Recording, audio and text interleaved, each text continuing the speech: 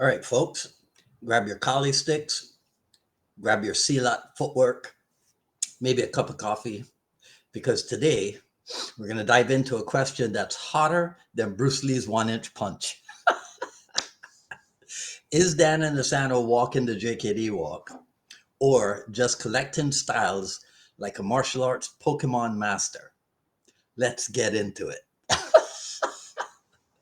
Hello, everyone. This is Dwight Woods, the Jeet Kune Do Rebel. Welcome to the I Love Jeet Kune Do broadcast number 355. Yes, you could tell. I'm losing my mind because it's cold as heck here in Miami, okay?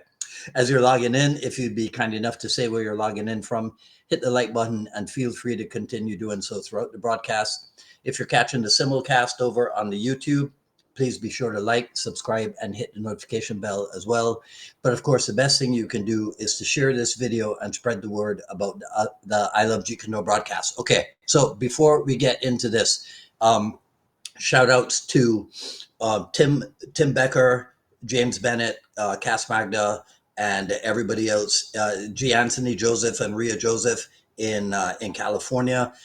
Last time that I checked in with them, Tim has been posting stuff out of Santa Monica, and everybody's fine. I haven't heard from the Magdas yet, right? And from what I've been looking at, Ventura is under like a warning, a fire warning or something. So that's their area. G. Anthony Joseph asked me to say specifically to Steve Mosley and Joe Jacobs and thank them for reaching out. But so those guys are fine as far as I know. I'll keep trying to get a hold of Cass and what have you. The Josephs have lost power, or well, not lost power. They turned the power off down in their area, but I don't think there's any fire hazard or what have you going on down there, right? So everybody's pretty much fine for as of right now, okay? But we'll keep in touch with them. All right, so let's get back to the roots or branches, right? Does Dan Inosanto practice what he preaches, or did he practice what he preached in Jeet Kune Do? So his critics like to wield his own words, right, like that quote, as a weapon to discredit him. And by the way, I had intended to talk about this a month ago, back at the beginning of December. It's just coincidental that my good friend Richard Torres actually put up what I call a bait and switch post, because he put up the quote and the picture of Inosanto, but I knew where he was headed with that because I've interacted with him over a period of time. So I knew that ultimately it was going to be the bait of putting up Inosanto's quote and then the switch of using the words against him to say that he is the one who went against his own words and sought to accumulate many styles, right? So we have to unpack, to use the cool kids language, a bunch of things. So the first thing is the context of the quote, because that's always the problem. You come by, this is something attributed to Inosanto in 1969. When last I checked, we had just entered 2025. So this is 56 years later, almost 60 years later. I mean, come on, man, right? So you got to take yourselves back to the context of the quote. Inosanto is not condemning the study of other martial arts. But what he's doing, he's cautioning against a superficial accumulation of techniques without understanding the deeper principles behind them. And that is entirely in line with Bruce Lee's philosophy, because Bruce Lee never advocated for collecting martial arts styles like they were like trading cards or something.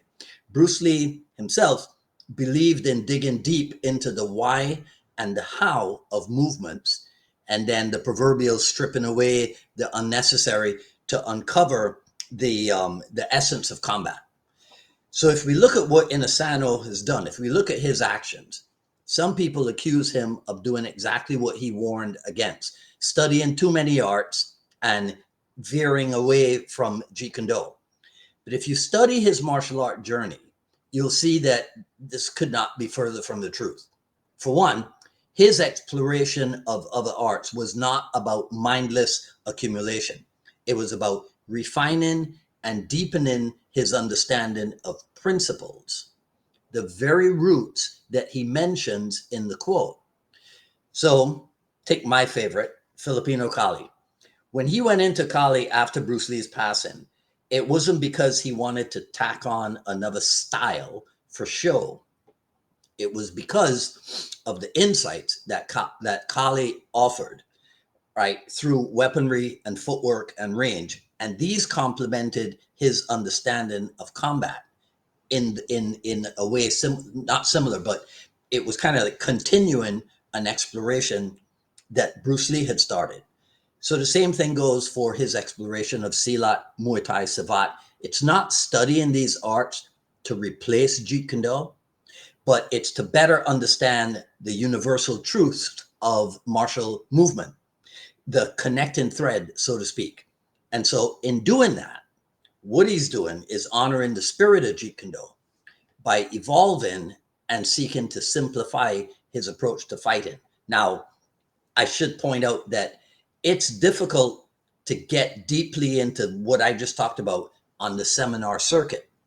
But if you had been hanging out with Inosanto in class in the 80s, after class, at the restaurant, in the car park, after the restaurant, and so on and so forth, you would know what I'm talking about. His critics, they weren't there. So they often miss that Inosanto's work isn't a betrayal of Jeet Kune Do because they're just superficially observing. What it is instead, his work, his body of work, is a living example of Jeet Kune Do's principles. To me, to a certain degree, he is the embodiment of using no way as way and absorbing what is useful.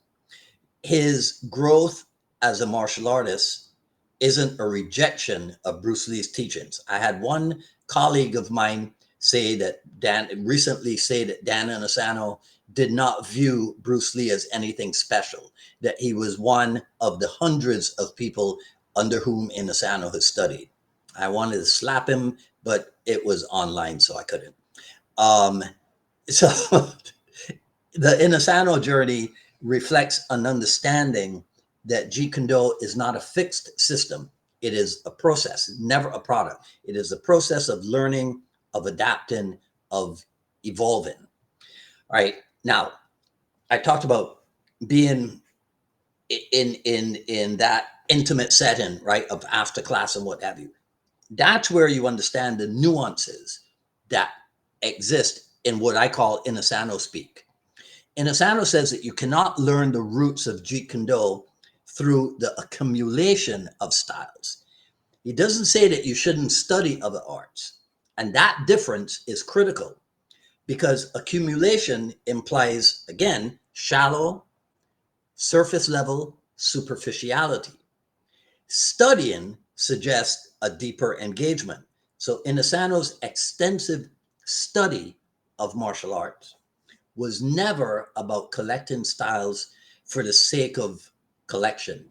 It was about enhancing understanding of human movement. You know that famous John Little thing about it's not through styles. I wish I had pulled it up for you so I could show you. It's about understanding the science of human movement and what have you. It's exactly what Inosanto has done, right? Human movement, combat dynamics, the principles that underlie effective martial art expression.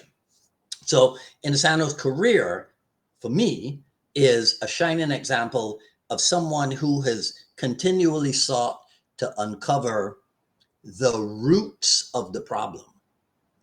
His explorations have provided him, and then people like me, and the innumerable number of colleagues that I have under the Inosanto banner. It's provided us with profound insights that align with the very essence of Jeet Kune Do. And personally, I think that that's something that Bruce Lee would respect. So, what say you? What do you think about all this? Please let me know in the comments below. And that is all that I am going to say in this video. If you like what you heard, please comment, rate, subscribe, and hit the notification bell. Follow me on Twitter at Dwight Woods and on Instagram at Dwight D. Woods.